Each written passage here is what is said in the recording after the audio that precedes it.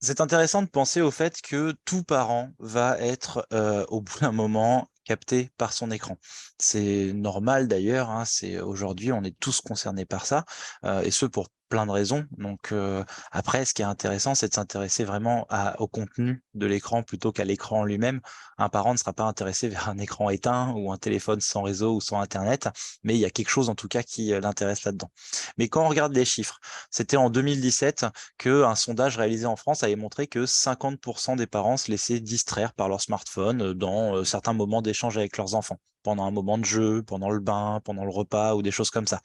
Et il y avait même un sondage plus précis qui avait montré que 36% des parents consultaient leur téléphone portable pendant les temps de repas et 28% pendant les temps de jeu partagés, qui sont pourtant en fait des moments essentiels aussi pour le développement de l'enfant, notamment parce que le temps de repas, c'est des fois le seul moment où toute la famille est ensemble, et les temps de jeu partagés, on sait tous à quel point c'est essentiel pour le développement du petit. Alors, d'ailleurs, il faut même nuancer un petit peu ces chiffres parce que vu que ce sont des questionnaires autodéclaratifs,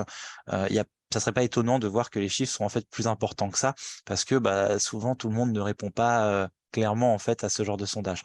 Donc en fait, on se rend compte que il y a plusieurs parents qui vont être des fois plus captés par leur propre smartphone que par leurs enfants et même des fois plus captés par leur smartphone que leurs enfants ne le sont. Et d'ailleurs, c'était en 2013, il y avait une étude qui montrait que 45% des jeunes âgés de 8 à 13 ans trouvaient même que leurs parents passaient trop de temps sur leur téléphone portable. Et il y a même 27% d'entre eux qui disaient rêver de pouvoir confisquer le téléphone de leurs parents.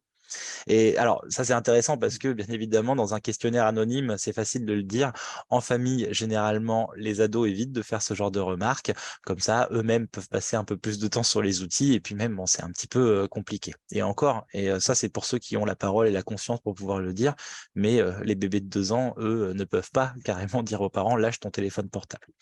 Pourtant, c'est important de comprendre que lorsqu'on est sur un téléphone portable, lorsqu'on est vraiment présent mais en même temps absent, il y a quelque chose qui va manquer, notamment cette question de l'échange, de l'intersubjectif et du regard. Si on prend par exemple les bébés sont captés par tout ce qui est mouvement coloré, hein, et donc c'est pour ça que ils sont aussi attirés par les écrans quand les écrans sont allumés, mais ils sont aussi attirés par les yeux. Et en fait, l'enfant va toujours chercher ce qui lui paraît le plus brillant, le plus mobile, le plus coloré dans le visage de l'autre, hein, et donc ses yeux.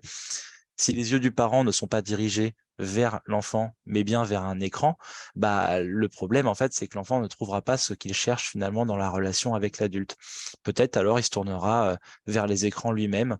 pour trouver finalement un refuge dans ces images colorées qui défilent face à cette espèce de sentiment d'abandon parental, on peut dire. Ça me rappelle une histoire d'une assistante maternelle qui me racontait par exemple qu'elle s'occupait d'un petit bébé. Et lorsqu'elle devait lui donner le biberon, le petit bébé hurlait tant qu'il n'avait pas la télévision allumée. Et en fait, c'est parce que la maman de ce bébé avait pris l'habitude de regarder la télévision pendant qu'elle était en train d'allaiter le petit. Sauf qu'on sait très bien que au moment de l'allaitement, ce qui compte, c'est pas uniquement le fait de recevoir du lait dans sa bouche, mais c'est bien tout ce qui va se jouer autour, le fameux holding dont parle Winnicott, le handling et tout ça. Donc ça veut dire le fait de donner des soins au bébé, mais également de le caresser, de le regarder, de lui parler, de lui chanter des chansons, enfin en tout cas de d'échanger quelque chose avec lui, en plus du moment de la satisfaction liée en fait au fait de recevoir du lait dans la bouche. Mais le problème, c'est que si le regard de la maman au moment du nourrissage est tourné vers autre chose et vers un écran, finalement, c'est un visage froid et impassible qui va être présenté au bébé, ce qui peut être très angoissant. Et donc, le bébé va se mettre à regarder ce qui attire tant la maman et donc chercher vers la télévision quelque chose de rassurant. Et c'est ce qui se rejouait, en fait, finalement, avec cette assistante maternelle. Donc, en fait, le but, c'est de vraiment comprendre que lorsque les écrans sont omniprésents dans une situation, qu'elle soit familiale ou professionnelle, parce que ça touche aussi les professionnels qui vont travailler avec des tout petits, ça risque en fait finalement à la fois de montrer aux tout petits que l'écran, c'est cet objet qui va attirer le regard de tout le monde et donc vers lequel il faut être attiré, mais également c'est prendre le risque en fait que l'enfant ne soit pas suffisamment euh, on va dire, face à un visage adulte avec lequel interagir, face à ce dont il a besoin finalement pour son développement et que, il se retrouve en fait, dans une relation trop vide, qui, risque en fait d'être, angoissante, lui font penser à un sentiment d'abandon et qui risque d'avoir un impact très fort sur son développement. L'adulte, en fait, doit être bel et bien présent, il doit être inclus dans une relation avec des échanges de voix, des regards, de la joie, de la surprise, bien plus, en fait, qu'un écran froid. Et c'est pour ça, finalement, qu'il est important de comprendre que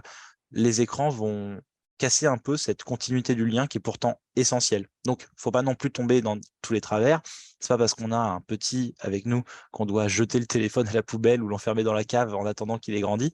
Mais en tout cas, c'est important de bien faire attention à la consommation qu'on a de notre écran et à se rendre compte que quand le petit est près de nous, ben, si on est sur l'écran, on a beau être près de lui physiquement, finalement, psychiquement, on est assez éloigné et c'est ça qui va être problématique pour lui et son développement.